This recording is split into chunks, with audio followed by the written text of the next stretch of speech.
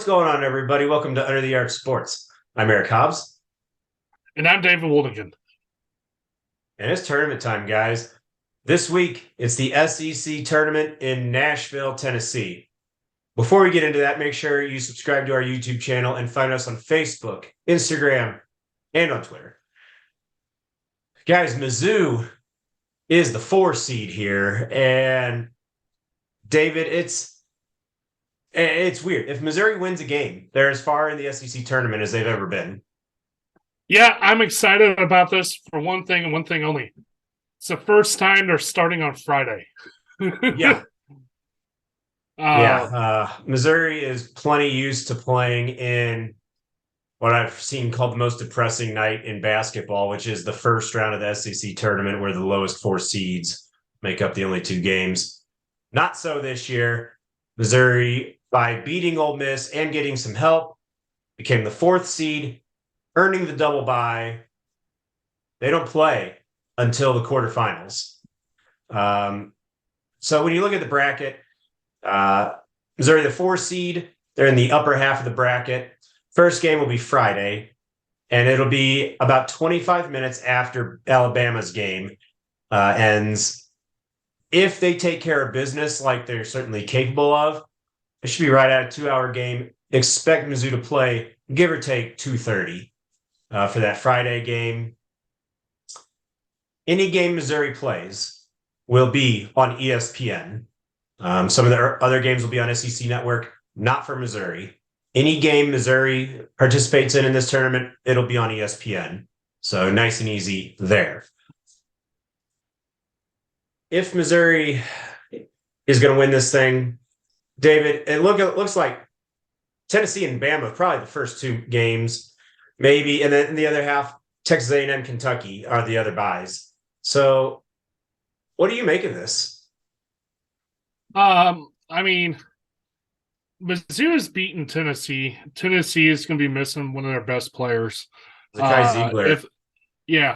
And Ole Miss and South Carolina are going to play, and then the winner of that game will play Tennessee. So if we follow odds and expectations, we're going to see Tennessee in this game. The good news is it's the second game in 2 days Tennessee is going to play. Mizzou's going to have fresh legs on them, and they love to run. So it's going to be Mizzou's advantage. Well, and that point is driven home even more when you consider the fact, as you said, Zakai Ziegler done for the year with a torn ACL. That is one of their go-to guys, one of their best defenders, and one of their best players overall. So aside from just the talent, that's just one less body off the bench that they can rely on. So yeah, shorthanded, 2 games in 2 days, get 2 games in 2 days against Missouri. That's not ideal, to say the least, for Tennessee. If Missouri happens to beat Tennessee, they're going to face Alabama, most likely. It's kind of a redemption game. It would be in the semifinals. And if you look back when Mizzou played Alabama the first time, they were without Kobe Brown. So the lineup was kind of a hot mess in that game. And it was most likely the worst shooting game I've ever seen Mizzou have. They were something like 3 for 26 or something like, I don't know. 3 for 28. It was, 3 for 28. It was awful. So yeah, I don't know. I don't know how you can't. It seems impossible for a team as good as Missouri is shooting to do that, but they did on their home court, no less. Right, and then if they happen to win that game, you're looking at possibly the 3rd time you play Texas A&M. And yeah, I think at that point you say Kentucky, honestly. Yeah. Well, and I agree with that, but at this point you say 3rd time's a charm too. So they got closer against A&M the 2nd time around. 3rd time, both teams are going to be a little more tired. It'll be interesting just to see how the game flows, in all honesty. At that point, it really doesn't matter. I got to be honest with you. I like this bracket setup for Missouri because Tennessee, it's Missouri might be just a bad matchup for Tennessee. Now, as always with Mizzou, it's all about can they hit their shots. Tennessee's a good defensive team. Now, How good are they without Zakai Ziegler? We're going to find out. But even with him, Mizzou torched them from deep when they played in Knoxville. If they come close to that, Tennessee's going to have a real hard time. And then you look at the second round, Alabama. I mean, look, Alabama is in contention to be the number one overall seed in the tournament. So, yeah, it's going to be an upset, a significant upset for Missouri to beat them. But you got to think, add Kobe Brown and presumably shoot better than 3 out of 28. Yeah, I think they can hang for at least a while. I mean, that's one of those where you say, hey, hope Missouri is having a good shooting day. And if Missouri's having a good shooting day, you take your chances against anybody in the country. And the final, yeah. Kentucky, Mizzou caught them when they were down. There's no getting around that. We'll see about Cason Wallace's health for Kentucky. And A&M. That's one of the hardest things to do in college sports, in any sport, really, is to beat a team 3 times in a season. But it's just a matchup nightmare.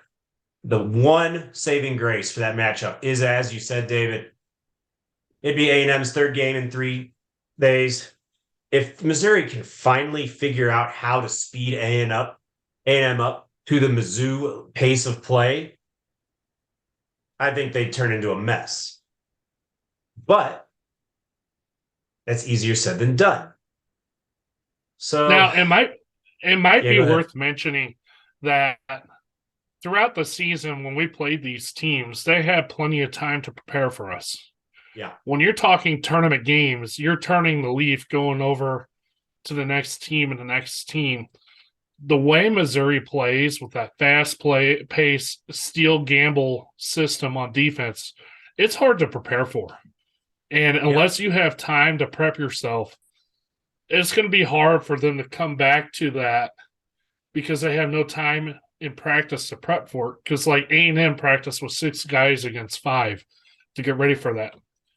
I can see Mizzou, especially if they're hitting their shots, go on a huge run in this tournament, only because the style of play is not anything like most of the teams in the tournament play.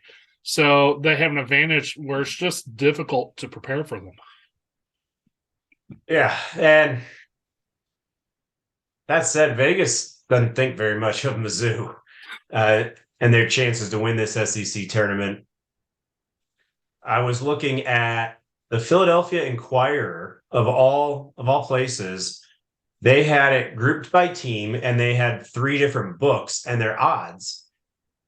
And what was it? BetMGM, Caesars, and FanDuel, I believe, were the 3.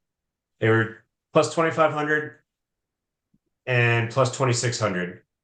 7th best odds to win the SEC tournament.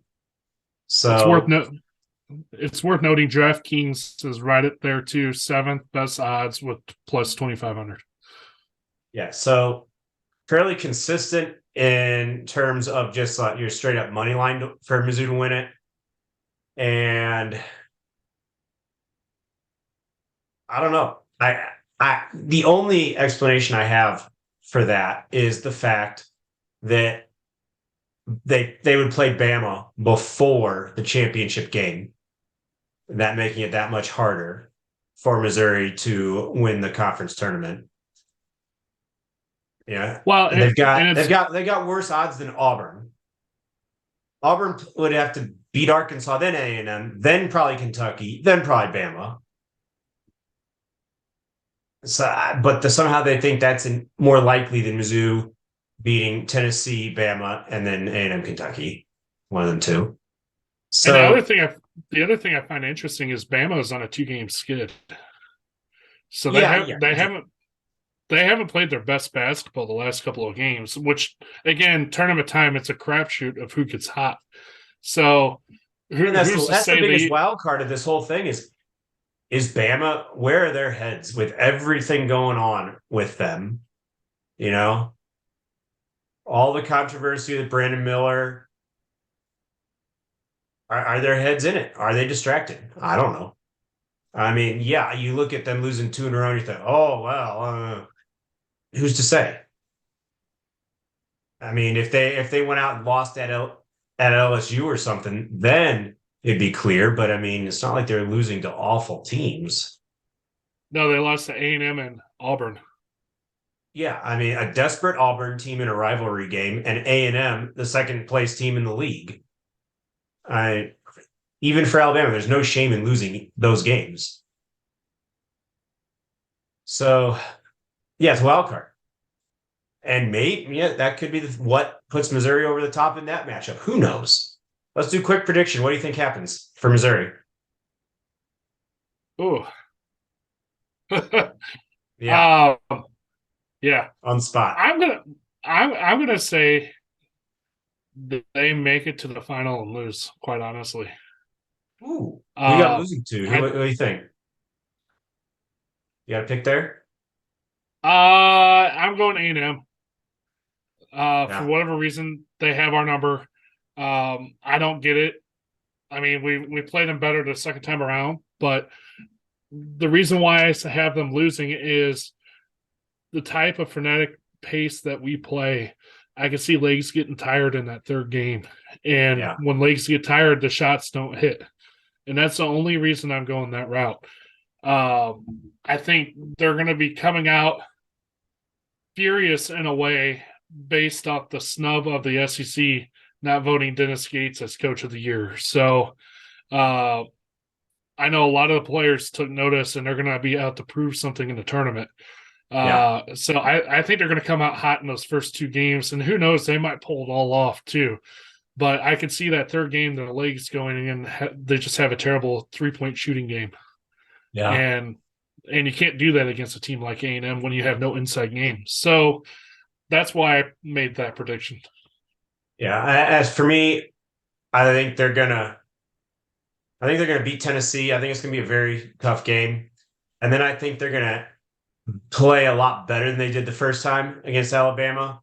I think that'll be one of those where Mizzou gets down by about 10, and they close to within 6 or 8, and then Alabama just kind of keeps them at arm's length.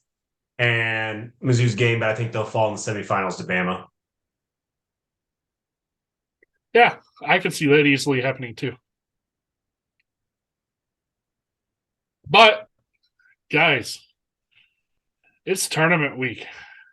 How fun Yeah. is this to be actually relevant and not playing on a Wednesday? So stay tuned. Um, as this tournament goes on, it might impact our seed in the NCAA tournament, and we'll have a video coming out on that as well soon. So continue to keep watching us here at Under the Arch Sports. Thank you.